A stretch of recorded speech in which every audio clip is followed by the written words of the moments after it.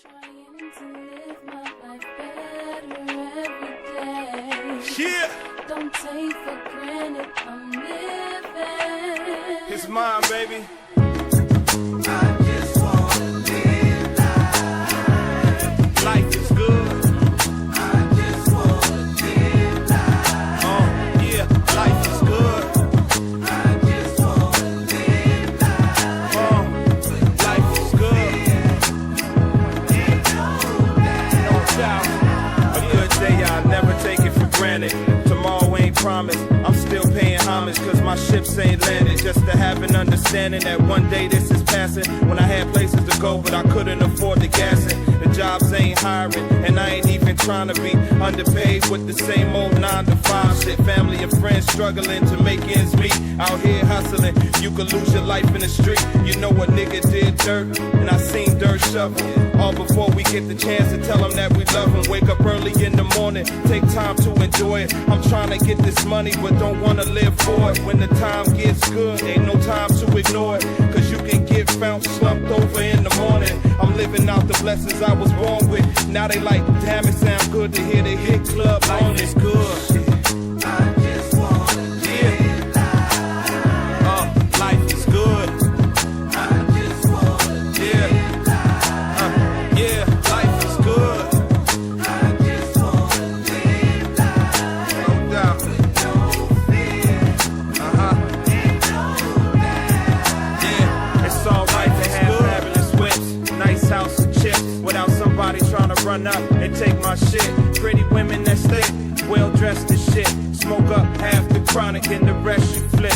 Take your regular trips where the ocean's blue. Run up on me, you gon' fight with a whole platoon. Run with scholars and goons, cause they keep me in tune. They say I got an old soul from the way that I move. And whatever I do, give them 100 proof. So I can break it all down in these steps for you. From the powers that be to the powers that fall. We studied you niggas' actions, we ain't following y'all. I wild out and I ball, till they tell me I'm lost. I'ma live a good life, I'm affording the cost. They tell me life is short, we just living to die. So I'ma do my time with my head to the sky. Life is good. I just wanna live life. Yeah, life is good. I just wanna live life. Yeah, life is good. I just wanna live life. Yeah, No fear no fears, y'all. and no doubt. Yeah, cause life is good. Trying to live my life better every day. Don't take for granted I'm living. Yeah, you got to know it's been a long time coming. Yeah, some niggas that I run with, sitting up in jail cells, suffering. Sitting on the outside, suffering. Hard to imagine that close to you, living life so tragic. So I spit it so graphic. Poverty on my blocks by the masses. Hater training camps by the classes just to escape and see something better. Got me working hard as hell, stepping up my level. Get this money, bring my homies right about the ghetto. Riding big trucks, only for the big bucks we settle. They say you got to see a little bit of hell to get you some heaven. So just imagine how I got where I'm stepping. Yeah, cause life is good. I just wanna live life. Yeah, life is good. I just wanna live life. Life is good. I just wanna live life. No doubt, y'all. No fear No fear. Yeah. and no doubt. This life is good. I just wanna live life. Life is good. I just wanna Y'all can't imagine what life is like. Life is good. You know, I got this hit club thing moving right now. No doubt, y'all. And life is good. Yeah. No doubt, y'all. This life is good.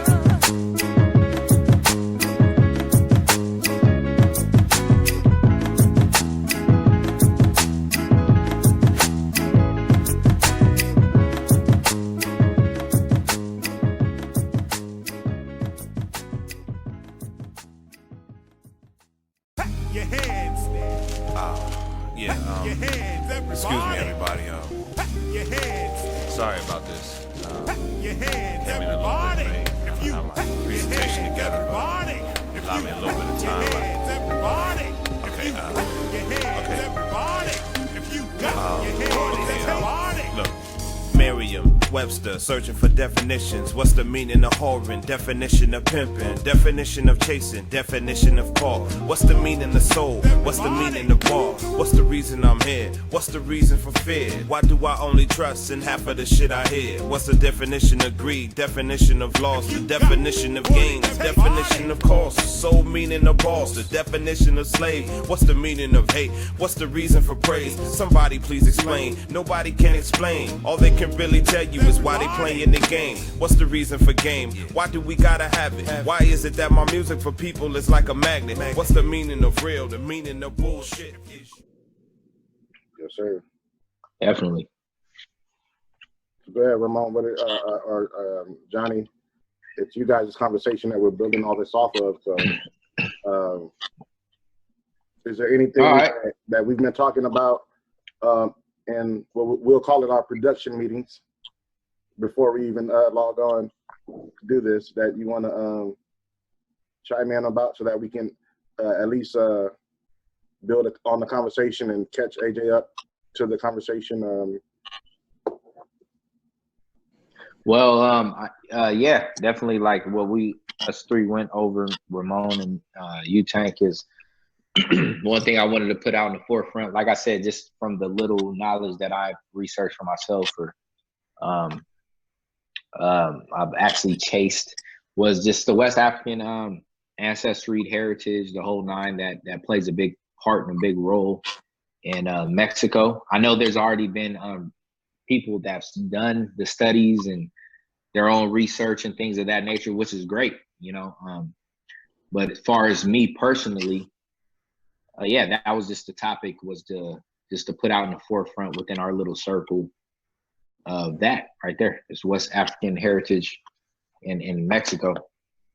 So what I was calling go ahead. I'm sorry. No, go ahead. What I was calling it was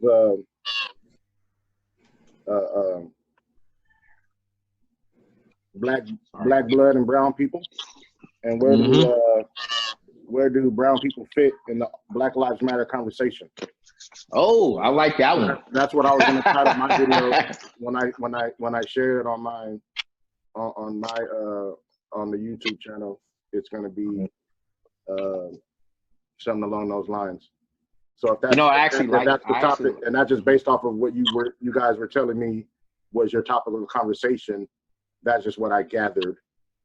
And then if you guys want to talk concerning that, or if that's wrong and you want to go somewhere else, that's all. No. I actually like the title, because you can segue into that, Tank. That would be actually perfect, because I just want to sprinkle a little bit of information to our I want to basically get the attention of our Hispanic brothers first, and then hopefully, you know, our Hispanic sisters can follow. And there's nothing disrespectful within that order, but I would love to just go ahead and sprinkle that a little bit. And definitely what you just brought out right now, that would be a great segue into how we can definitely, you know, pull from that, and you can grab that information too. So, you know, that would be cool.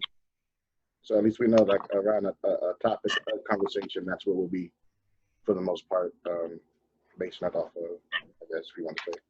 Is that cool, Ramon, or no? Yep. Yeah. It's good. All right. So.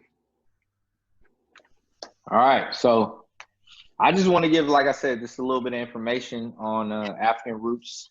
Actually, I'm just reading off the title of the notes that I took. So it's African Roots in Mexico. You can actually look on it. Google, I believe it's a book also. I don't know if y'all can see it, but this is just paper, man, line paper. African Roots in Mexico. One thing that we don't know, a lot of people don't know, is that Mexico was, where is it at, man? Let me get here it is right here. Mexico was the second largest slave population in the New World, right?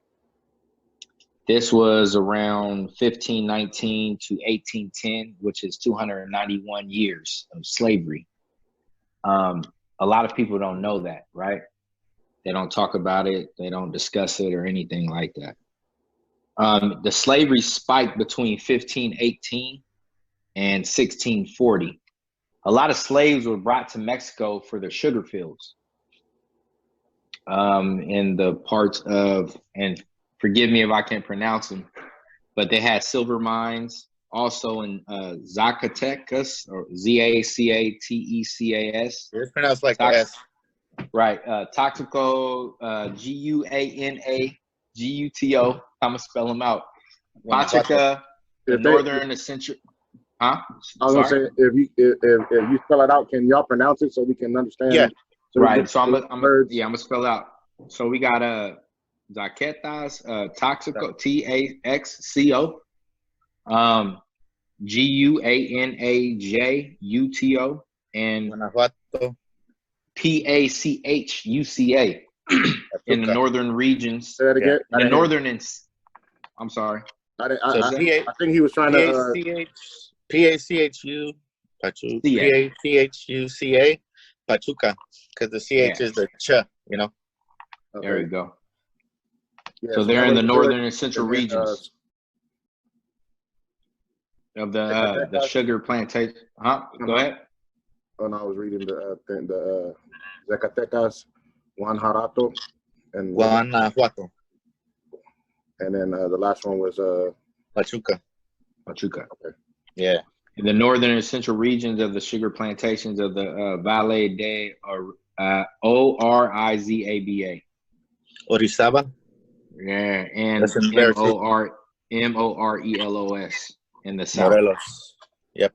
and these are all. So they had a whole bunch of factories. So yeah, so a lot of slaves within that time. You figure the 1500s, stuff like that. Like I was expressing, over 200 to 500,000 slaves, West African slaves, was brought over to Mexico. Again, let me reiterate this: is Mexico was the second largest slave population in the New World. Now, a lot of history books will talk about the United States, right? Cotton plantations and etc. We can go on for days for that, but I don't want to keep everybody long on this. Second largest was Mexico. And we're talking about Cuba, Puerto Rico, Brazil, all these other islands, Haiti, things of that nature. There was a whole bunch of slaves that were brought over because you got to realize when the Spaniards came over, they killed mostly of the indigenous people. So there was nobody to work and to make money for them. So what they did was brought over slaves. At that time, when slaves came over, you got to realize you got to adapt to your, the area. A lot of slaves also had babies with indigenous people. You know what I'm saying? And within a certain time, they had babies that, if they had babies with indigenous people, they were free. And that was also at a certain time. But anyways, let me say this. In census 64.9%, 896,829 of Afro-Mexicans also identified as indigenous Amerindian Mexicans. 9.3% of Afro-Mexicans speak an indigenous Mexican language, right? About 1.2% of Mexico's population has a significant African ancestry, with 1.38 million self-recognized during the 2015 intercensus estimate. All right. Like I said before, Afro-Mexico is being forgot about. Within the 18th century, I believe, that's when a lot of Mexicans started identifying themselves with the mestizos, which will be the Spaniards and indigenous, right, Ramon? Yeah, it would be, the mestizos, yeah. Right, so they started identifying themselves with that culture. That's just like within the States too. A lot of blacks wanted to perm their hair, look white, have the straight hair. A lot of so you could kind of say the Asians in a way, but Asians it was a short period of time. But Mexicans and blacks had a big identity crisis because we always wanted to fit in with what the light skinned looked like. That's what was acceptable.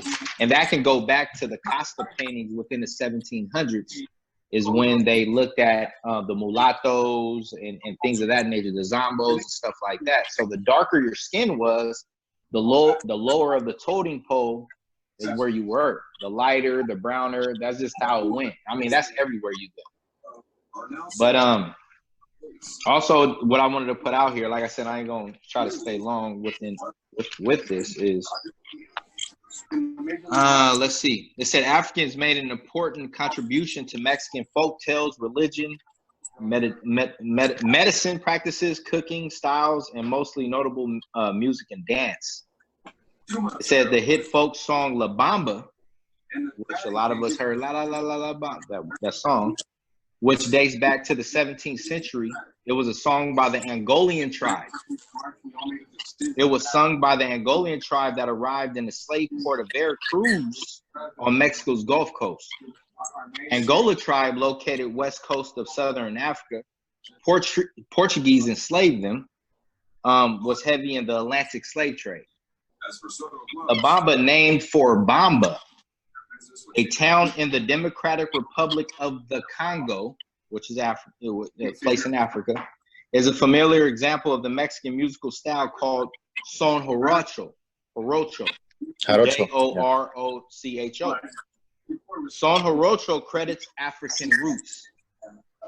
From states north and east of Veracruz, storytelling through song can be heard in ballads known as C-O-R-R-I-D-O, corridos, is that how you say it? Corridos. Yeah. Corridos performed by all sorts of musicians, from norteño, C-O-O-N-E-R-S, I'm sorry for spelling it, to mariachi bands.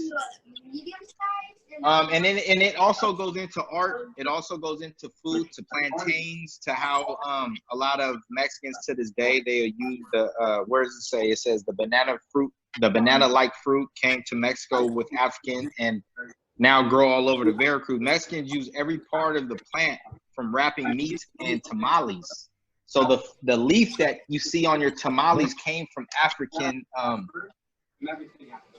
doings.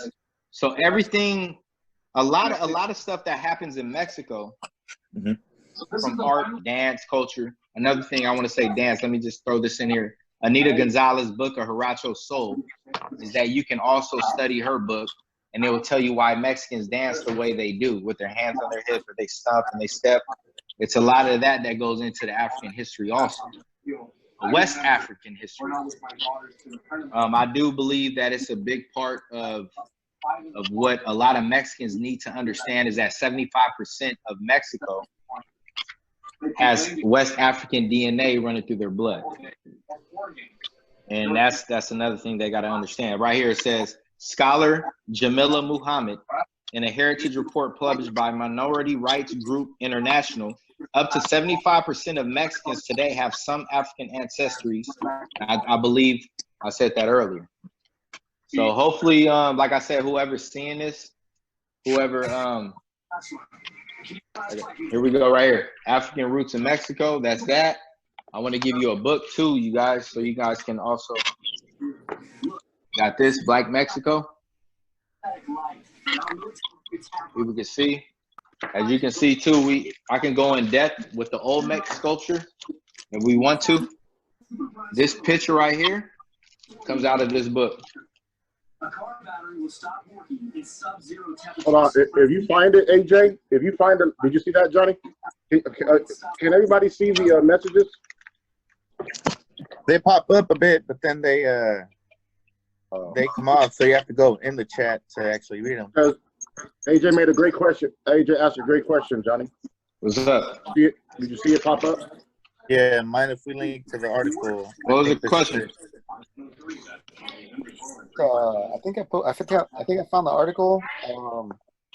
I posted the link. I did a control find. I found the video.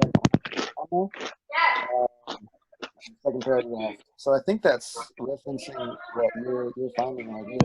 Yeah, right. The studies I did. From bananas to La Bamba. Yeah, bananas to La Bamba. Okay. So what I'm saying is, AJ, are you on your phone or are you on the laptop? I'm on my laptop right now. So you should be able to screen share, right? That's the way the setup is. So if you want to chime in, so what we could do is, that's what I'm saying. If you want to chime in, what you can do is say, hey, I found the link to that, like you just did. There you go. Yep. Post it up on your thing, and then now we can double click and pin your screen to the front.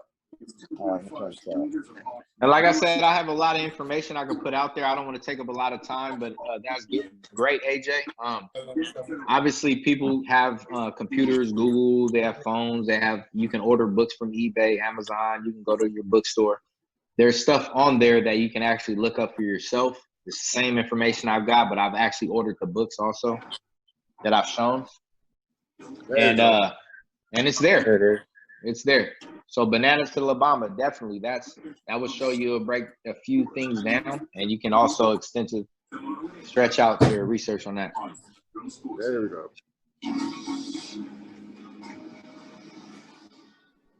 What part was you reading from right there, huh, Johnny? Huh? Is that the part you was reading from? Yeah, from Banana. Yeah, there it is. So that goes to, let's see, I got it right here. From Bananas to La Bamba, ties between Africa and Mexico. So that has a lot of, you can also look at Jamila Muhammad. You can look up their credentials. Also, if you want to, don't just take. Go back up, AJ. Don't just take what I'm saying. Also look up the person that's writing the information. Look up their credentials. Do you see it? Do you see the part where he's talking about? I don't see it. I thought I saw something about. Whenever you're ready, I'll be. Around the early part of July, she was born in just 24 weeks. Because I want to see the words that he was using, but I don't remember exactly what Johnny was saying. I said heritage reported. I was basically what I wrote down, the little short note that 75% of Mexicans today have some. You see it? Hundreds of thousands of slaves, mostly from West. Mm-hmm. If you see it, can you highlight it, AJ? Oh, there it is. Okay. Up to 75% of Mexicans today have some African ancestry, despite Did they have one? And bloodlines African heritage is excluded. Kind of loud. I can barely hear you, brother. All right. Me? Hello? No, it was a lot of music in the background. I couldn't hear who. All right, cool. Now I can hear. Yeah, I was just reading the thing. So what do you guys think about that though? It's information in my life. What'd you say? Yeah. I didn't hear. Yeah, it's pretty. It opens up new doors. It opens up. Yeah. Kind of makes new connections in my head.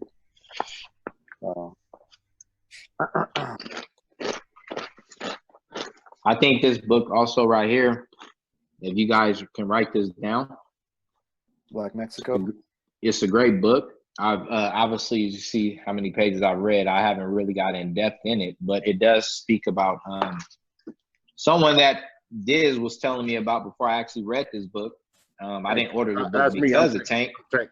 He'll say Diz. Tank. I'm sorry, Tank, but Jasper Yango. I know. So a lot of this speaks about the African slave revolution in Mexico. About Jasper Yanga and how the Africans had a stronghold in Mexico and the rebellion and things of that nature. So, like I said, I don't want to take up most of this chat on this. I just wanted to open up a few doors and give out a few information. Like I said, Black Mexico is a great book. I also have this this book right here. This gives out a little good information also. Black Indians is another good book. And like I said, with this Olmec figure, I can go into information on that. This comes out of this book. All right. Let me go get Opus real quick. If this ends, we have to go to another live. I mean, another meeting. No problem. Because it's at 38. It's at 39 minutes right now. So that's it, man. I just wanted to open up a few doors, man, on that information, and I don't want to hold up the whole room. So if it cuts out, I'll start it over, and I'll send you guys the new meeting ID and code because it's already at 39 minutes. So earlier today, it let us get more time. Right now, not so much. So we got about 30 seconds. Let's see what it does. All right. Cuts out. But let's see. And maybe I can, before I start recording the next time, I can get one of my other cousins in here, want to chime in, and then we can get any responses or questions, or we want to go into some more screen shares of different things like we were doing earlier with the information. Yep. That I was sharing on my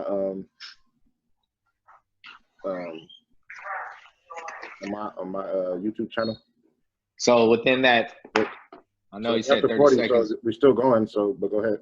Within that bananas that we're talking about, how New Spain is the second largest in this Black Mexico book, it also says New Spain was, by the end of the regular slave trade in 1640, home to the second largest slave population in the New World, surpassed only by Brazil.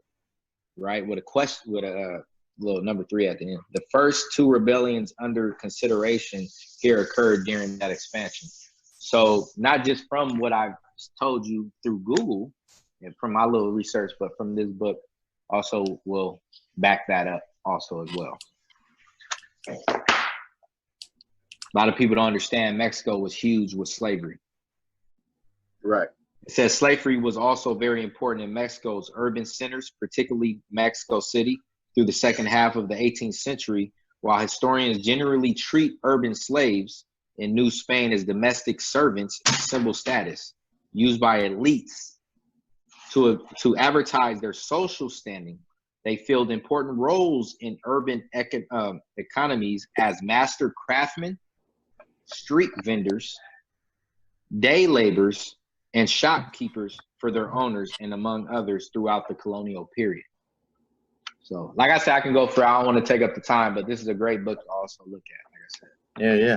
So Black Mexico, the other one you put up was the myths or no,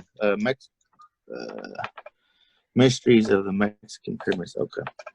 And this right here predominantly talks about the Put Mayan it up culture again, Johnny. with the pyramids. Let me pin your screen to the recording, just in case it's not recording your screen particular, and the other books too, if you can, please. So I got that one. A lot of them that I also, hold on, I'm sorry, I got to leave the screen real quick, so I got to grab one for you guys. Sorry to be, I just have to do it. So there's a few that I'm diving in.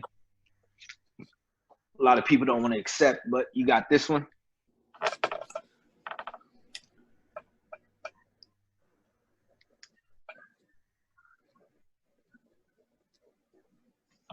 And then you have this one right here. Three Americas. It tells you a lot about the Indians also, if you want to dive into the indigenous and the Indians and things of that nature. Last one I want to give you guys on this subject is also this. Daddy, can you give me water? Got that fire. Got that fire water. Yeah, that's that fire water. That's my son. I can't give you water. Yeah, so like I said, man, I can go for days about, on the information on that. Like I said, I'm half Mexican and Black, man. One thing that was important to me was to find out who I was and things of that nature, or where my ancestry, my DNA stuff came from. So, my bad, Johnny. No, go Tank, ahead, bro. the book that earlier you were showing for the love of that red and white one. Okay, hold on. Give me 1 second, boss. Okay.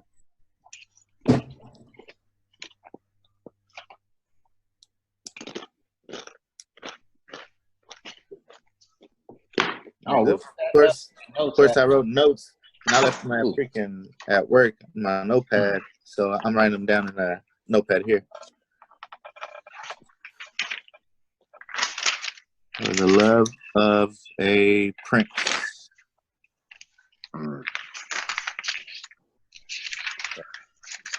Younger?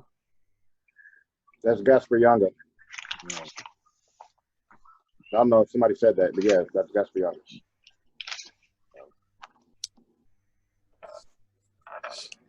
And another So- thing that a lot of people don't realize, let me read this last one. It says, during the revolution, Mexicans of African descent rose to the highest levels of authority. Vince Guerrero, Jose Marie Algre, Algre, Juan Bautista, Juan del Carmen, Carmen, Carmen, Francisco Gomez, Jose Maria Morelos, Morelos. Guerrero was elected second president of Mexico. And during his presidency, he officially abolished slavery. You know, so like I said, a lot of African history is definitely stamped in Mexico and DNA. Oh shit, upside down. Yeah. That one.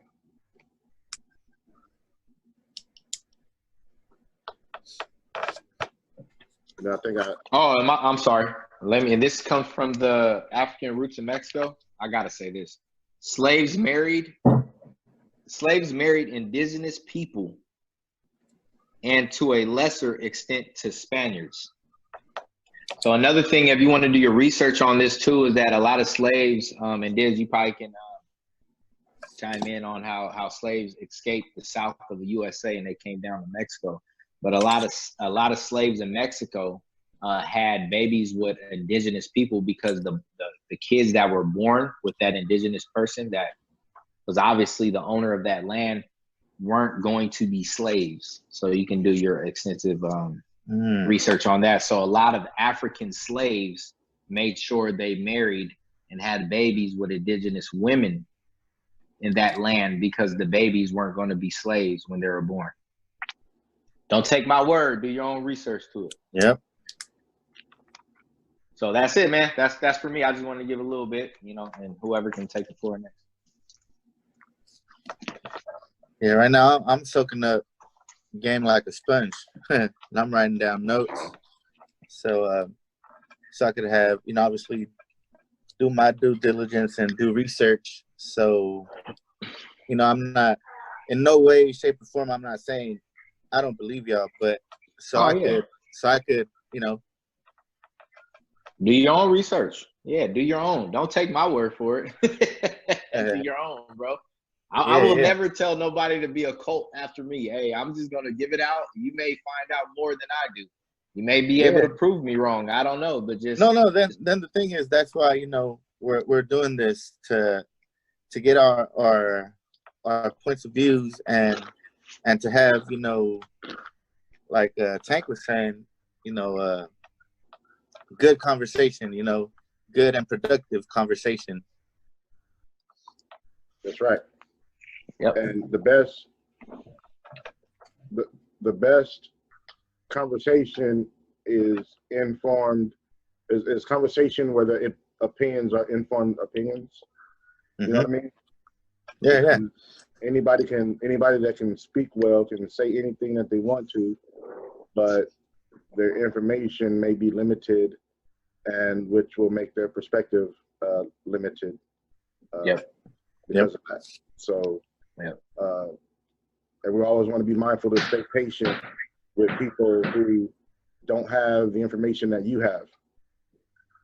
Yeah. You know what I'm saying?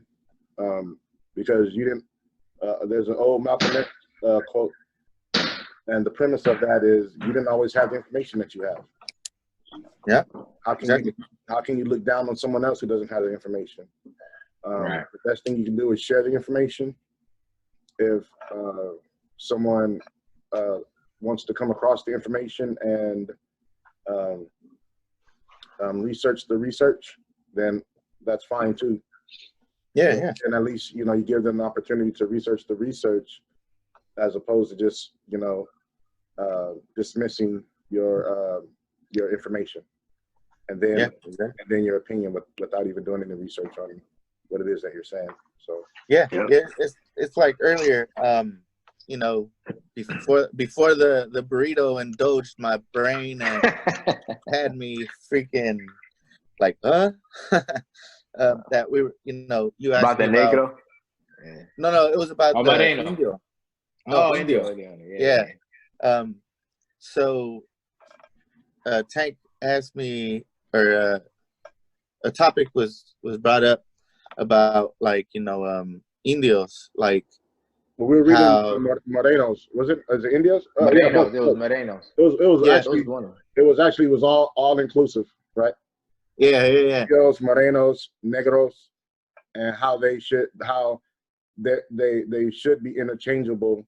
But in the book that we were reading, and For the Love of a Prince, AJ, because you weren't there, there was a particular passage in the book, and I was asking Ramon what was his perspective on it, and then he was giving me the perspective from his experiences and from what he understands, and then we went ahead to look and read on, and then they were explaining it from their perspective, and then we went and watched a video, if I'm not mistaken, that was talking about the African presence in Mexico, and in that video, the subject came up again, where the person that's doing the video was saying that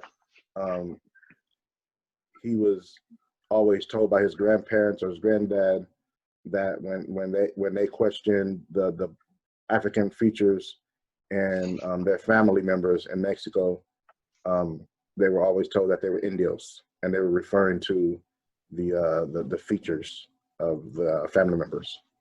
But I wanted to tell AJ that because he wasn't here earlier.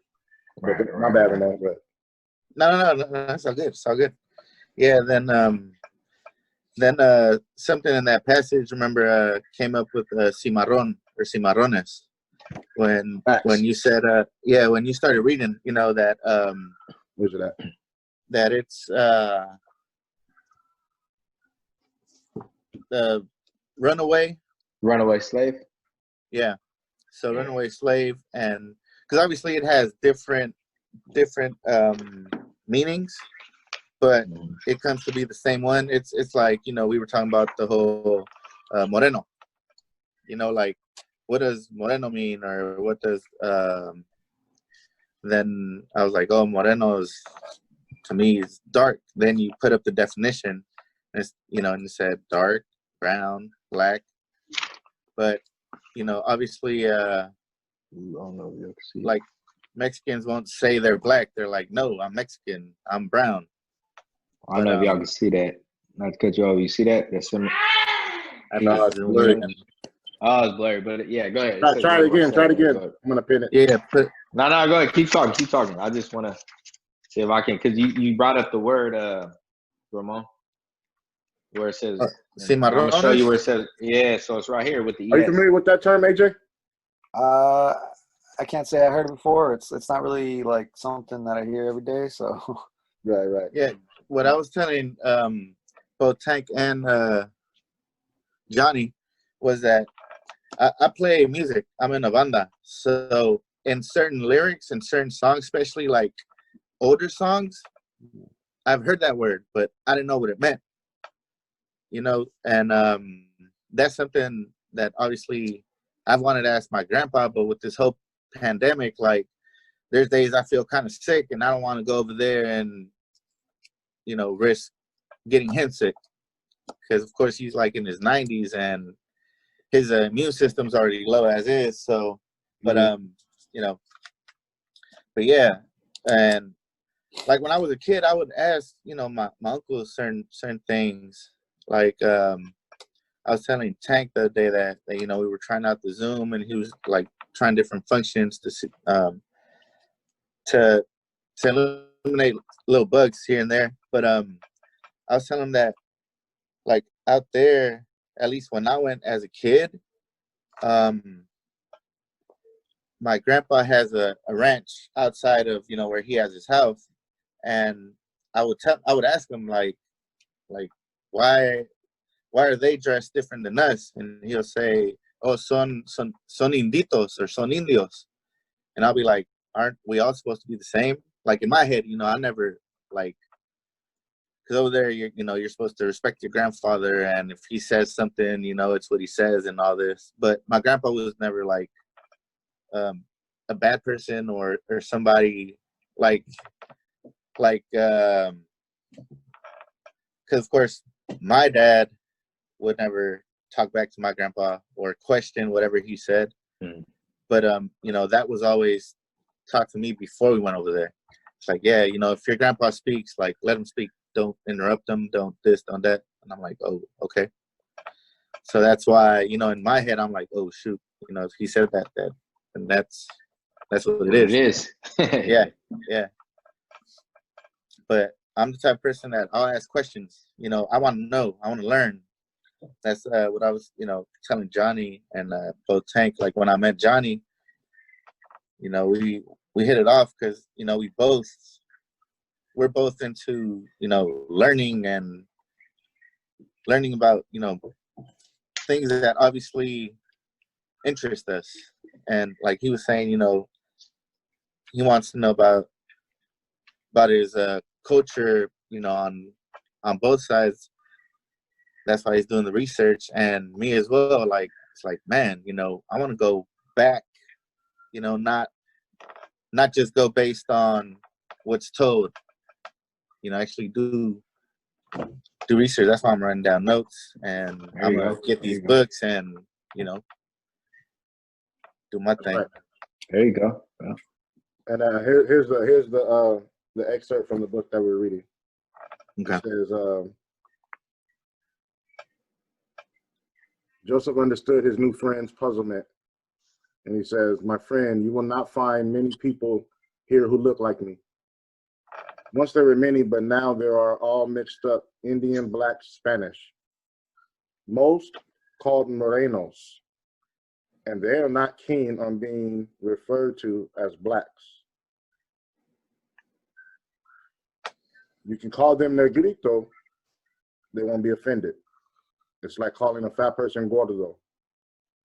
But if you imply that they are black racially, many will deny and say that they're Mexican, not black Mexican."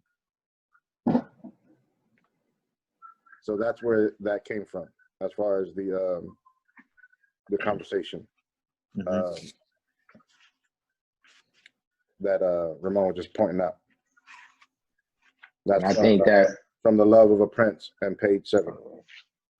I think when you followed up with the question after that, Tank, you were asking him, like, was it more of, would you ask him after that? Well, like, I was saying that demographic? because that says that, I was asking him, and I can ask you now, AJ, also, since you're in here, just the perspective of, because like we're dealing with, we're just trying to bridge the gap, right? We're trying to say, where do brown people fit in this Black Lives Matter conversation? Well, you fit right in. That's great. You know what I'm saying? You fit right in. When we say Black Lives Matter, we're talking about brown people, because my t-shirt is black, but my skin is what color?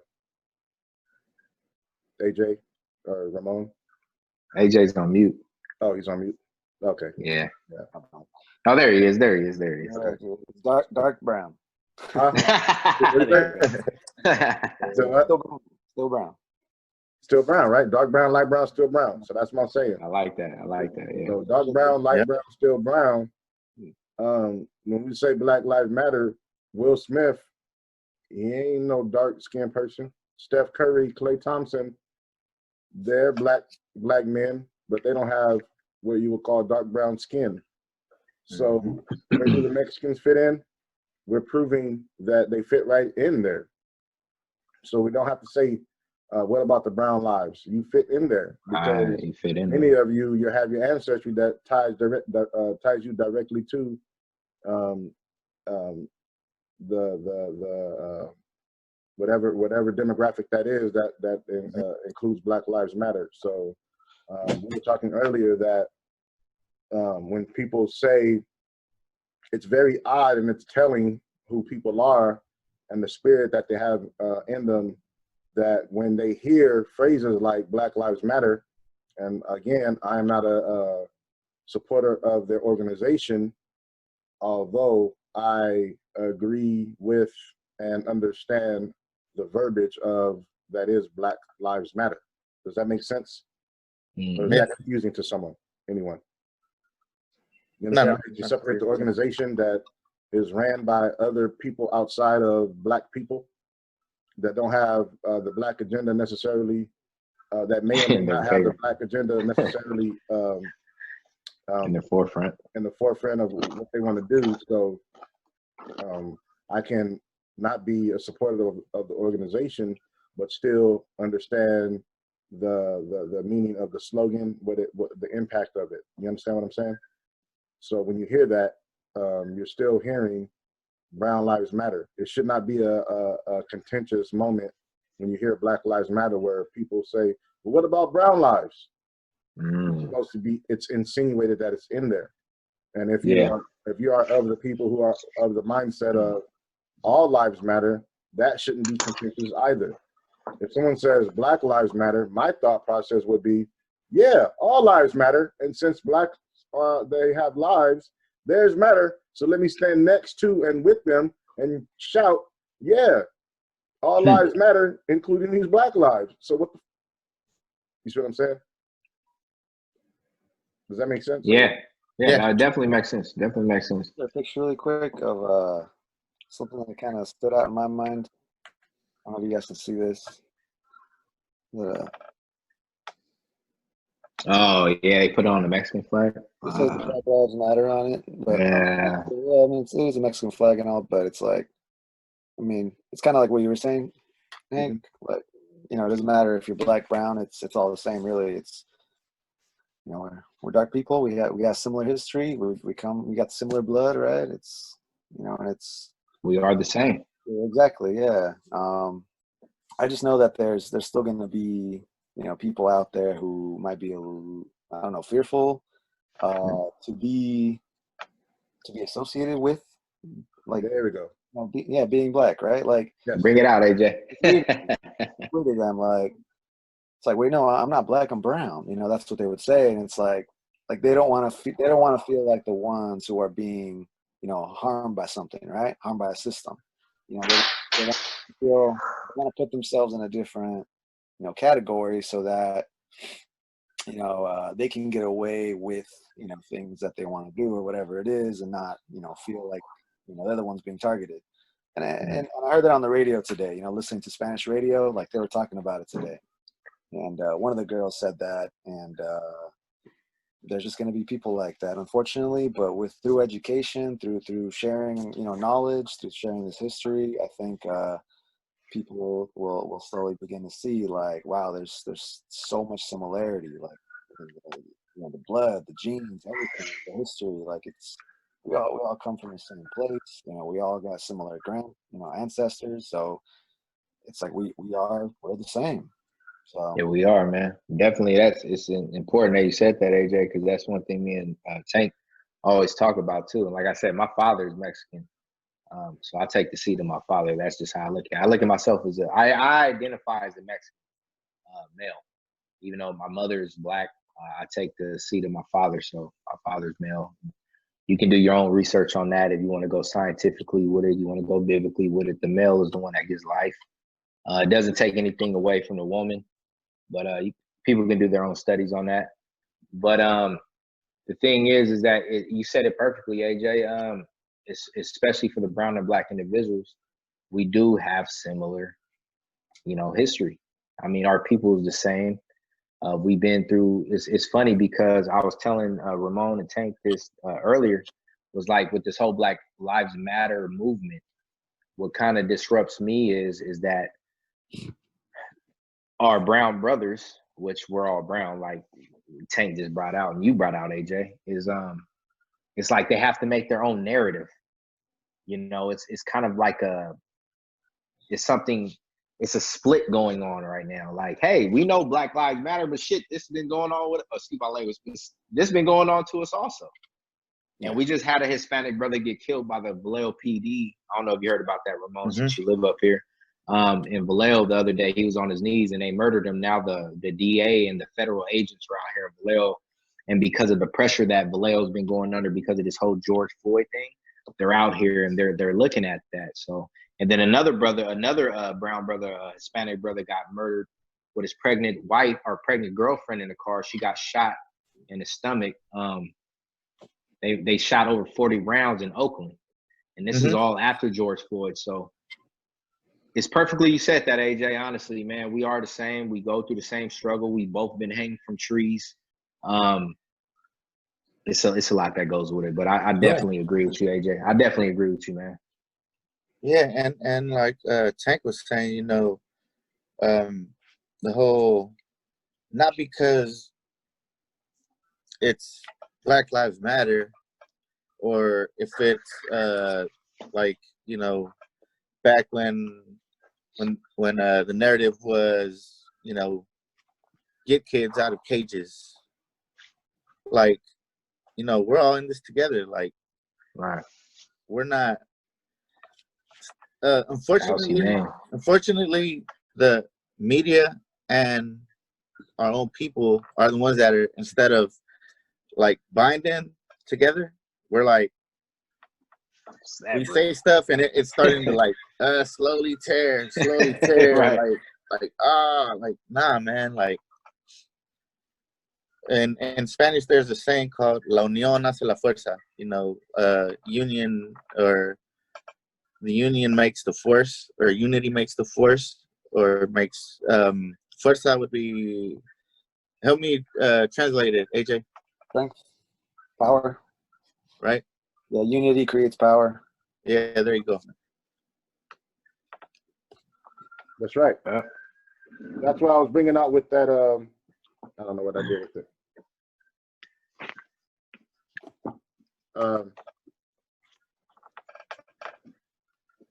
You guys can see that? Yeah. Yep. It says power to the poor. Right here on the side. Oh, we got to get closer. I can't see it, bro. Double tap it and we can see it. Black, brown coalition, and the fight for economic justice. Yep. That's where it's at, baby. That's where it's at, man. Yeah, it's like. But can you see? Bro, we go back to. Can you see the time frame? Yeah. Now, what does that tell you? 1960 to 1974. Right. Brown berets and Black Panther, baby. Yeah. The Black-Brown Coalition and the fight for economic justice from 1960 to 1974. That is a 14-year gap and a 14-year window where our people understood, and this is not that long ago now, guys. This is it says 1974. Yeah. I was born in 1979. This is 5 I was born in years before I was 82. born. Yeah. Right? Y'all some young Thundercats over here. Man, William Matt's in the building. So you What's got up? What's up, Will? What up, You Will? know what I'm saying? So we have to take in consideration that these ideals of unity, Black and Brown unity, was not so far removed that it can't be reunified right now. Right? Bring it out, brother. It just takes the right information, the right education, the right people with the right spirits on them to get the correct message out there, so that in times like this, where we have a media machine that is obviously has a history of being divisive when it comes to brown people, right? They try to separate the blacks from the browns by telling by insinuating that the African American is different from the Jamaican, which is different from the Puerto Rican, which is different from the Cuban and the Dominican Republic person, and the Haitian person, and the Mexican person, and the Brazilian and Peruvian, and so forth and so on, right? So it takes us to be able to be in a position to say, all right, this is the information that I'm gaining, and this information is not too long ago, and if you want, we can go further into the history to further substantiate that there is a precedence for us not only working together, Black and Brown, but there is a argument to be made that from the very beginning, as it pertains to a lot of these peoples that call themselves Hispanics, Latinos, or Brown, there's a lot of information that indicates they are no different from these so-called slaves that we call African Americans today. Yeah. And I think you said an important thing too, Diz, when it comes to the right spirit, right? Because what I brought out, like, what basically this topic is is West African ancestry in Mexico. And like I said, 75% of the DNA is flowing through a lot of them out there. It's, you know, a lot of Puerto Ricans to Dominicans, Cubans, a lot of them do recognize the African ancestry in their blood. It just seems like Mexicans are the last one in line to really accept the fact that, you know, they do have it. And then, like I said, with the information bringing out that they were the second largest in New Spain when it comes to slave population, that just within itself should speak a lot. So, you know, that's crazy. You know what I mean? And to the point that Johnny was making earlier, to his personal progenitership, in terms of his heritage, he was saying he identifies with being the seed of his father, right? That's basically what he was saying. He identifies with being the seed of his father, although he knows he was nurtured and carried by his mother. And with that, that's very powerful in its own. You know what I'm saying? Because what we have now is a lot of people go off of what people look like. So the phenotype really matters. You know what I mean? So we have to understand that if you're the seed of your father, let's take for an example. Let's say we all know who we're talking about when we're talking about Gaspar Younger, right? Right. The Gabonese West African prince who galvanized the indigenous people that were in Mexico at the time where the Spanish were colonizing it, and he gathered together the indigenous people who would be the people that we're talking about, your native people, right? Who were we were bringing out earlier today that Hernando de Soto and a lot of other exploiters, some people call them explorers, but we'll call them exploiters, how they describe the so-called native people when they got here, or indigenous people when they got here. They were saying that they looked no different than the Ethiopians. They looked like black folks, they looked like Africans, right? So like them I'm sorry? He said they look like them Hebrews that I saw over there. Yep, they look like them people. So we know that in their own records, they made these distinctions. In their own records, they made distinctions about the hair texture being no different than those quote unquote Negroes that they were encountering. So if you just use your brain, right? So let's say one of those people back then, this is what, 1400s, 1500s, right? Back then, yeah, 1500s. So Johnny just said, 15, Johnny just brought something out. So if a Spaniard, because the Spanish were over there messing with the natives first, right? So if they have a child, the child's phenotype is going to start changing, right? Because of DNA, right? So then that child comes out. So if they bring the Gabonese people and other West Africans over, and they end up marrying and having a child with one of these women, does that change the fact that where their seed comes from? No, right? It still comes from who it comes from. If the Gabonese West African man comes over and impregnates one of those children of somebody who was a mixture between one of the conquistadors and indigenous people, the features are going to start to look different, right? So imagine if their kid did the same thing. It's going to look even more, and then their kid, and then their kid, and then their kid. Now we got to keep in mind this was the 1500s. We're in the year 2020, so we're talking about somewhere between 400 and 500 years of this happening. So of course they're going to look different. Of course you're going to have different phenotypes. Of course the appearances are going to be different. But you can tell who people are by the way you can tell who people are by the way they behave. Does that make sense? Yeah.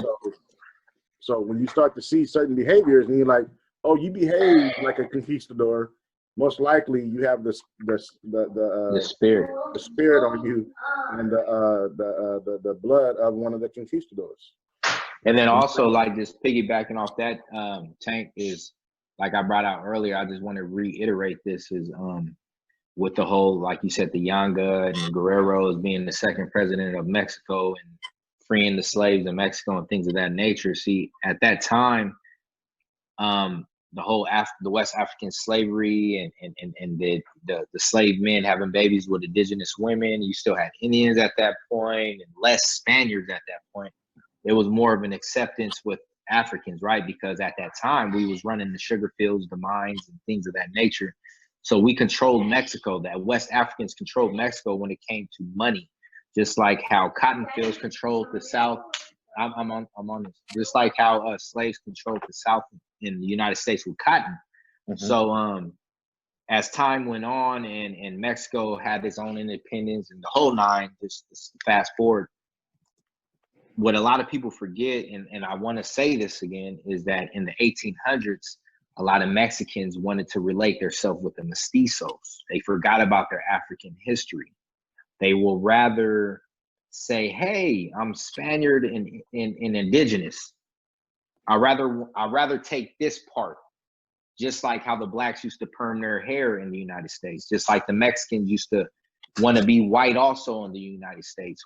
They wanted to attach themselves to the lighter skin, because like I said, with the Costa paintings in the 1700s, which was before the 1800s, it played a pivotal point within those years to show that basically drain the minds, right, of the Mexicans that was out there, that, hey, you know what, are the Afro-Mexicans?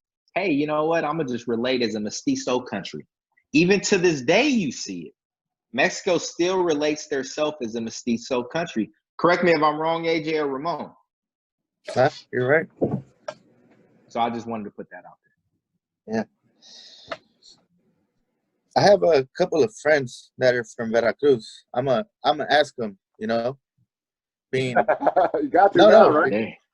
Yeah, like, you know, being, you know, they're from out there, like, just ask them hey man, like, do you know about your ancestry, or have you ever asked, or have they ever told you, and see what, you know, what I get back, you know what I mean? And that'll be my note taking for the next discussion. Yes, sir. They're at the course. They drink the same water as yeah, it's like, you know, Gaspar Yanga. So there you go. Yeah, man. I want to read an excerpt out of the book For the Love of a Prince, based off what Johnny was just saying about the mestizos, right? Because you said that Mexico largely consider themselves mestizos. Yes. Can you repeat what you said? I don't want to put words in anybody's mouth. No. That they correct. They to this day they will rather they recognize themselves as more of a mestizo country. Now watch this. They just start. Yeah. So yeah. Now I was reading this earlier, so but we weren't on this live on this platform, so you guys remembered it, but AJ and Will didn't hear it, right? So yeah. Excuse me. It says Rafael Mateo rode swiftly, taking road into South Veracruz. The Spanish troop escort scheduled to leave the port the next day, giving him time he needed to arouse his men and reach secluded rendezvous from where they would mount the attack. Cimarrones is how the Spaniards and the mestizos labeled men like Mateo and their followers. Right? So now let's see. So it's connecting the Spanish with the mestizos, right? So if I'm looking at this correctly, based off what you guys just said, it's saying that the mestizos that is known in Mexico today allied themselves with the Spanish, correct? Yeah. Spanish. Yeah. Do we not see that today? Do we not see that today, where a lot of Mexicans and Mexican Americans, they say, I'm Spanish, or you hear them either refer to themselves as Spanish, or someone outside of their group refer to them as being Spanish? Or is that? Yep. No, it's true, man. It's true. I was asking them too. I didn't see it. Yeah, the Spanish and indigenous people. So that's what a mestizo would be. Yeah, but so Spanish and indigenous people and indigenous peoples, right? So check this out.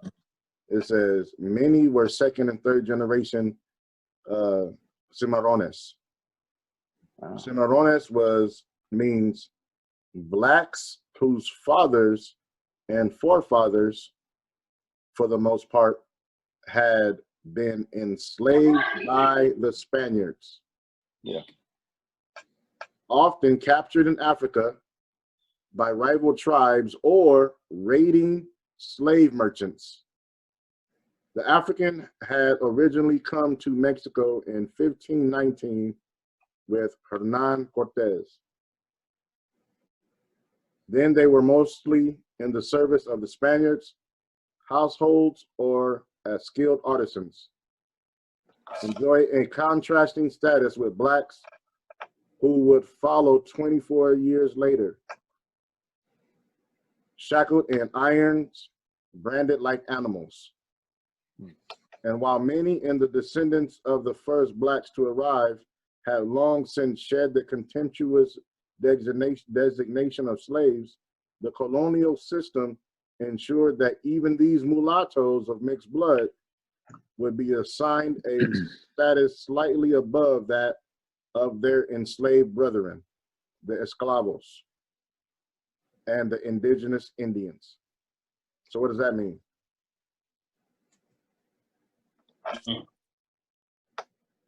It said they placed themselves above the Indians as well. So they put they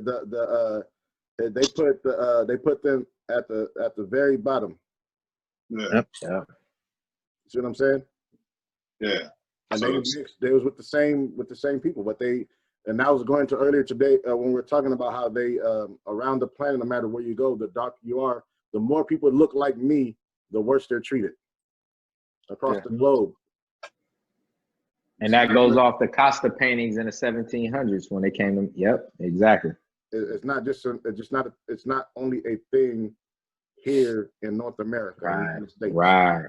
And they're trying Bring to it out, brother. try to make it like it's an issue with the United States of America, but the transatlantic slave trade was a worldwide phenomenon that impacted the entire planet.